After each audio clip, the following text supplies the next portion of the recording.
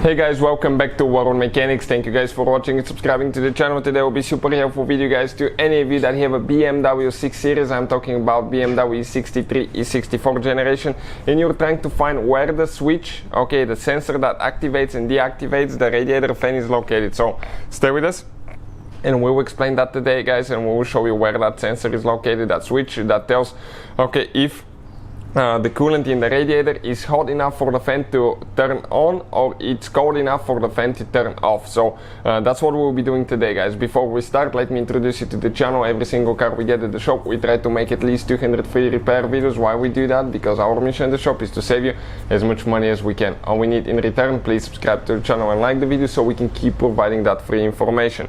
Now if you guys need to buy any replacement parts, tools, anything like that, check out guys the links in the description of the video below. We'll share them for your convenience so you can see where you can get the sensor if you need to. If you come right here guys, check it out. This is your radiator fan, and we have the front end removed.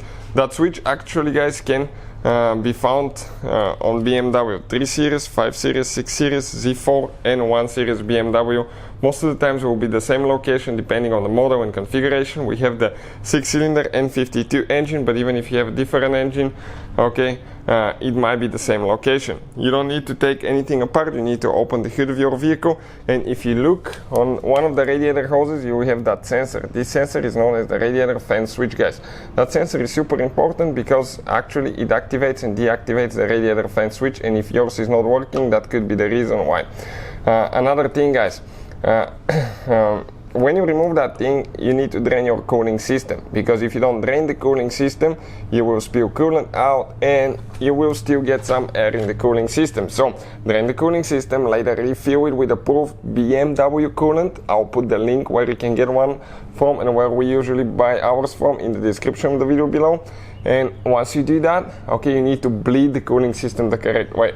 And if you guys don't know how to do that, we have a video that explains how to bleed the cooling system on BMW, so please check it out. It's very important, otherwise you can ruin your engine guys. With all that being said, you drain your coolant, you come right here, you press, disconnect, and you disconnect the sensor. As you can see, the wire. Now the sensor itself, it has two things that we need to squish, press in towards each other. While you're keeping them pressed, you try to yank that thing out. Sometimes it's stuck.